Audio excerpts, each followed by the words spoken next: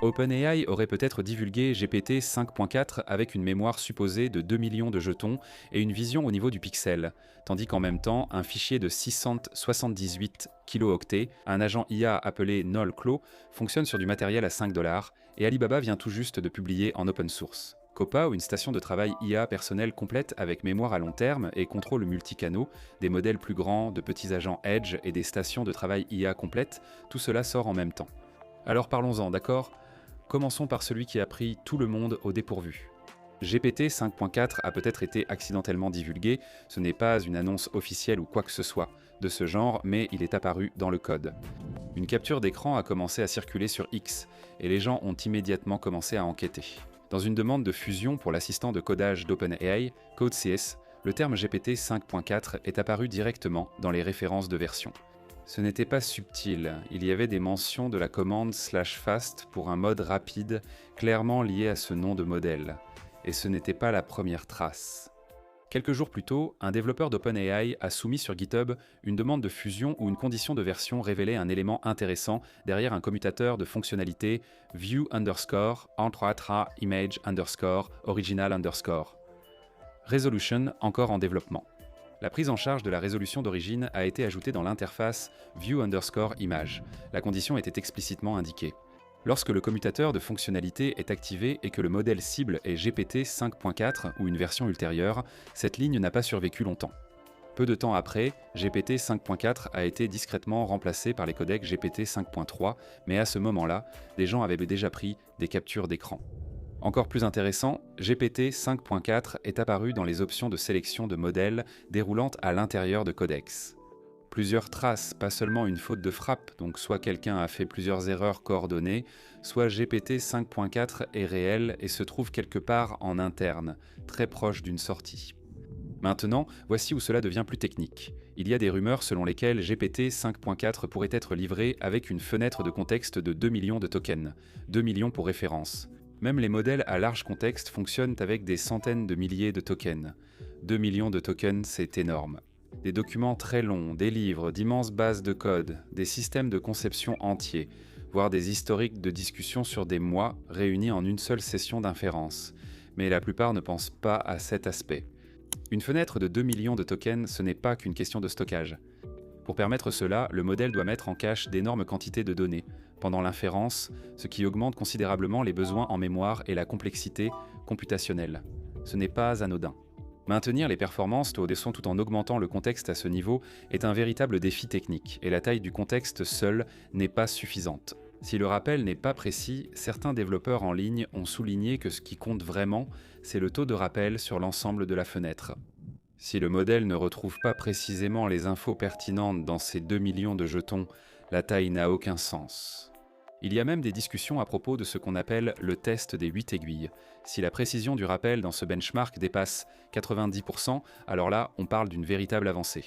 Sinon, ce n'est qu'un gros chiffre. Maintenant, parlons de la vision. La demande de fusion divulguée évoquait un nouveau commutateur de fonctionnalité pour GPT 5.4 ou plus, pouvant contourner les mécanismes classiques de compression d'images. Au lieu de compresser les images avant le traitement, il conserverait les données d'origine en octets à pleine résolution. C'est énorme en ce moment. La plupart des systèmes de vision par IA réduisent ou compressent les images avant de les transmettre au modèle, ce qui introduit du flou, des artefacts et parfois des distorsions subtiles. Si GPT 5.4 peut traiter des images en résolution d'origine au niveau du pixel, cela ouvre la porte à une analyse d'interface utilisateur de haute précision, à des schémas d'ingénierie détaillés, à des plans architecturaux, à de l'imagerie médicale, voire à des maquettes de design en haute résolution. Les développeurs front-end et designers pourraient télécharger des prototypes fidèles, les ingénieurs soumettre des schémas complexes, et le modèle n'inventerait pas de contours ni n'interpréterait mal les lignes. L'analyse visuelle précise au pixel relève d'une autre capacité. Ensuite, un événement encore plus étrange s'est produit.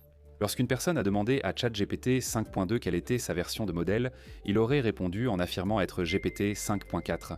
Ce n'était pas une blague, il l'a dit sérieusement.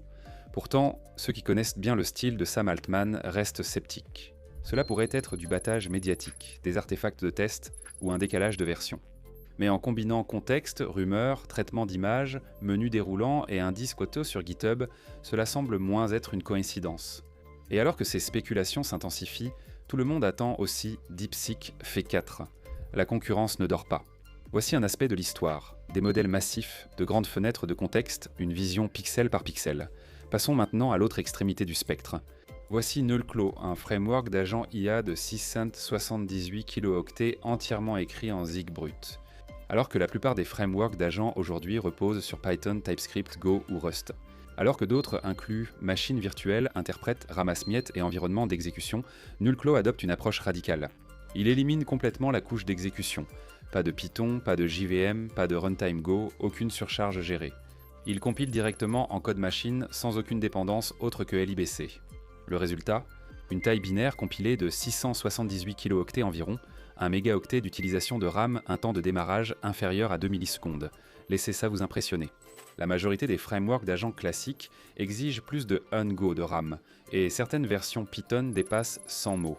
Même les agents Go et Rust utilisent généralement 5 à 10 mots de RAM, tandis que Nullclaw fonctionne avec environ 1 mot. Les temps de démarrage montrent aussi cela. Sur du matériel Edge normalisé à 0,8 GHz, certains frameworks prennent plus de 500 secondes, d'autres mettent plus de 30 secondes.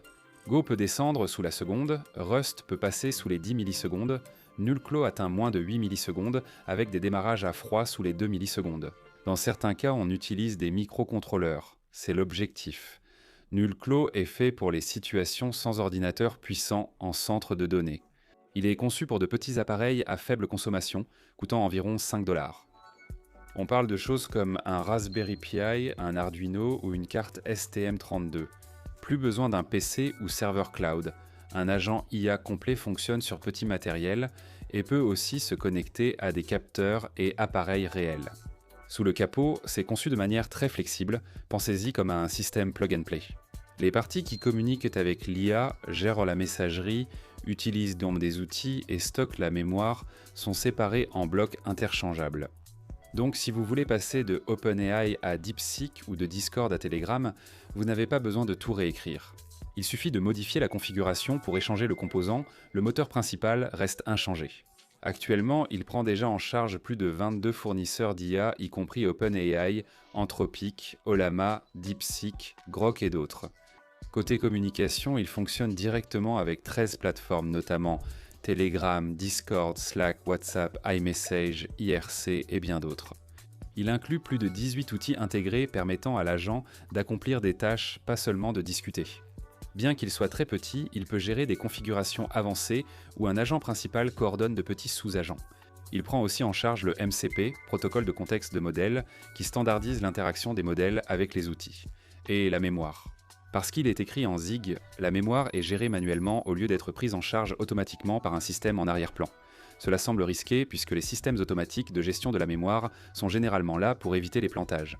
Mais ici, c'est fait soigneusement et volontairement pour garder tout très léger, sans dépasser environ 1 mégaoctet de RAM. En mémorisant les informations utiles, Nullclaw combine une recherche en mémoire vectorielle et par mots-clés.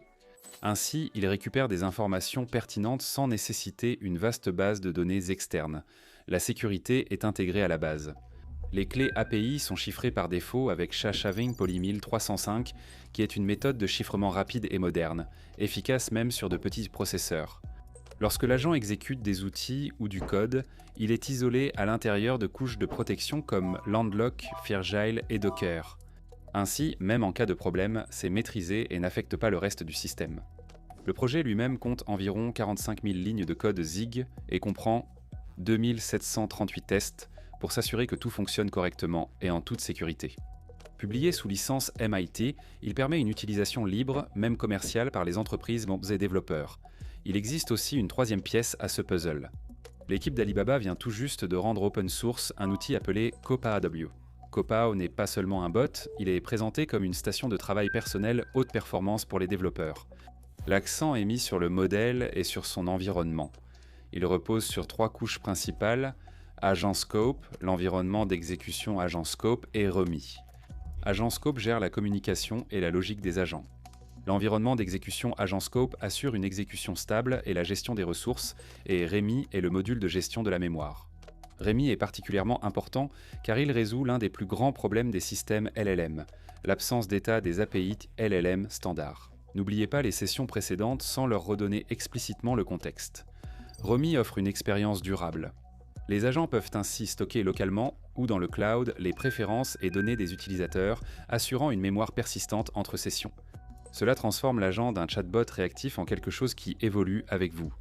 Copao introduit également un système d'extension de compétences. Dans cette architecture, une compétence est une unité fonctionnelle distincte, essentiellement un outil que l'agent peut invoquer. Plutôt que de modifier le moteur principal, les développeurs peuvent placer des fonctions Python dans un répertoire de compétences personnalisées. Ces compétences suivent une spécification standardisée, inspirée par les compétences anthropiques, ce qui vous permet d'ajouter du web scraping pour résumer des fils Reddit ou des vidéos YouTube. Activez l'interaction avec des fichiers locaux, consultez vos bases de connaissances et gérez calendrier et email en langage naturel. Créer des flux de travail agentiques complexes sans toucher au moteur principal, et Copao résout un autre problème réel, la fragmentation des plateformes de communication.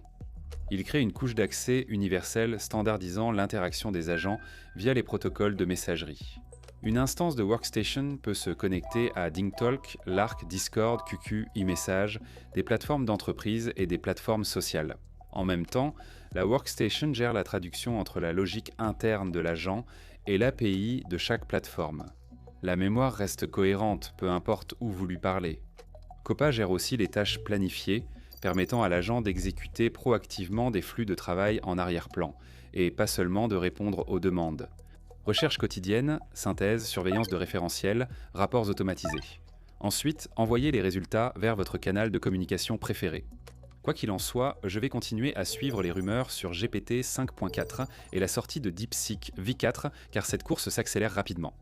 Si vous travaillez dans ce domaine, accordez autant d'attention à l'architecture qu'au modèle, car c'est là que réside aujourd'hui le principal levier. Très bien, merci d'avoir regardé et on se retrouve dans la prochaine vidéo.